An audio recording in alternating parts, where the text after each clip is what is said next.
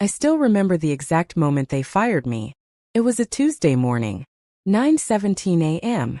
I know the time because I kept staring at the clock behind my manager's head, hoping the minute hand would move faster and somehow pull me out of that room. I had worked at that company for 6 years. 6 years of late nights. 6 years of skipped vacations. 6 years of fixing problems no one else even noticed. And all it took was 15 minutes for them to decide I was no longer needed. "We're restructuring," my manager said, sliding a folder across the desk. His voice was calm. Too calm. "Your position has been eliminated." Eliminated. Like I was some kind of error in a spreadsheet. I didn't cry. I didn't argue. I just nodded. I asked if there had been any complaints about my performance. He avoided eye contact. Said it wasn't about performance. Said it was about budget adjustments. Budget adjustments. That same week, they had hired a new executive consultant. I packed my desk in silence. A small plant. 2 framed photos. A coffee mug that said, "Quietly fixing your mistakes since 2018. No one stopped me. No one said goodbye. When the elevator doors closed, I finally felt it. Not sadness. Not even anger. Humiliation. I had given that company everything, and they erased me like I was nothing. The first 2 days at home were the hardest. I kept waking up at 6 a.m. out of habit. I would reach for my phone expecting emails. There were none. Just silence. By day 3, the anger started to settle in. Not explosive anger. The quiet kind. The kind that sits in your chest and waits. I opened my laptop. Not to job hunt. Not yet. I opened it because something felt off. I had been the lead operations analyst. I knew the systems. I knew the numbers. And I knew the weaknesses no one else paid attention to. And then it hit me. They didn't eliminate my position. They eliminated their safety net. 3 months earlier, I had warned them about a vendor contract. A logistics agreement. That looked fine on the surface but had dangerous clauses buried in it. I had sent a full report, highlighted the risks, requested a board review. They ignored it. Now that I was gone, no one was monitoring that contract. I told myself to let it go. It wasn't my problem anymore. They made their choice. But then I remembered something else. Before I was fired, I had been asked to present my findings at a quarterly board meeting. That meeting had been postponed. And then I was terminated before it ever happened. Which meant one thing. The board never saw my report. I sat there for a long time staring at the wall. I had 2 options. Move on quietly. Or protect the company that had just thrown me away. And here's the truth. I didn't want revenge. I wanted respect. So I did something simple. I emailed the board directly. Not my manager. Not HR. The board. I attached my original report.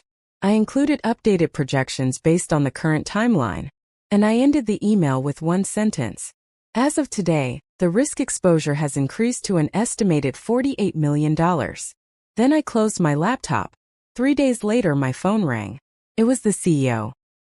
He sounded different from the confident man I'd seen in company town halls. His voice was tight, controlled. "We need to talk." Apparently, after receiving my email, the board called an emergency review. They dug into the contract. They discovered everything I had warned about. Hidden penalties, automatic renewals, legal traps, and the deadline to cancel the agreement without penalty? It was 4 days away. 4 days. Without my report, they would have missed it completely.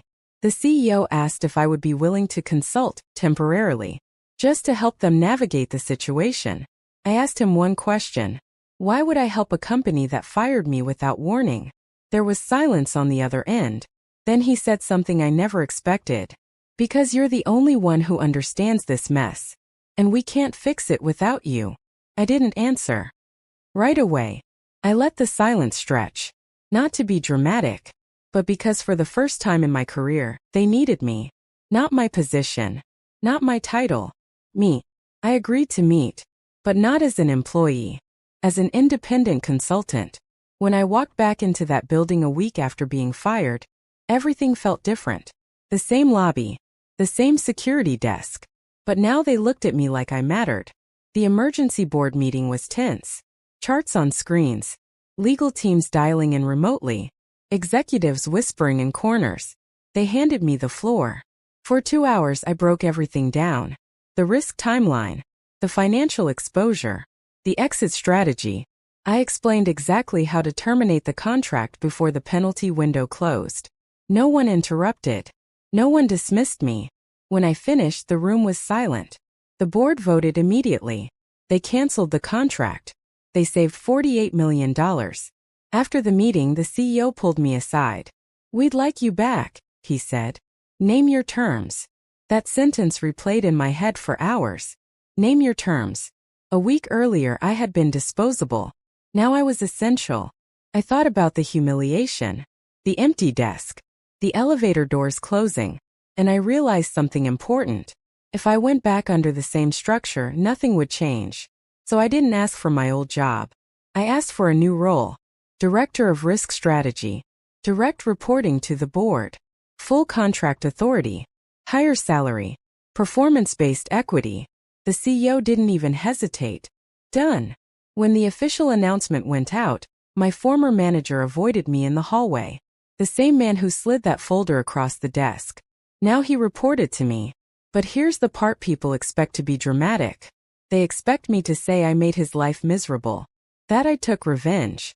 I didn't. I did my job. Better than ever. Because real power isn't about humiliating someone. It's about making yourself undeniable. Over the next year, I restructured vendor oversight, implemented new compliance systems, prevented 2 additional high-risk contracts. The company's stock price climbed. At the annual shareholder meeting, the CEO publicly credited the Risk Transformation Initiative for protecting millions in assets. He didn't mention the firing. He didn't need to. Everyone in that room knew. Sometimes I think back to that Tuesday morning. 9:17 a.m. The clock behind his head. The word eliminated. They thought they were cutting costs. Instead, they cut out the only person who was holding everything together. And a week later they had to ask me to come back. Not because I begged. Not because I complained. But because I knew my value. If there's one thing I learned from all of it, it's this. Never beg to stay where you're not respected. If you're truly valuable, they'll realize it. And when they do, make sure the price has gone up. That was the week I stopped being an employee and started being irreplaceable.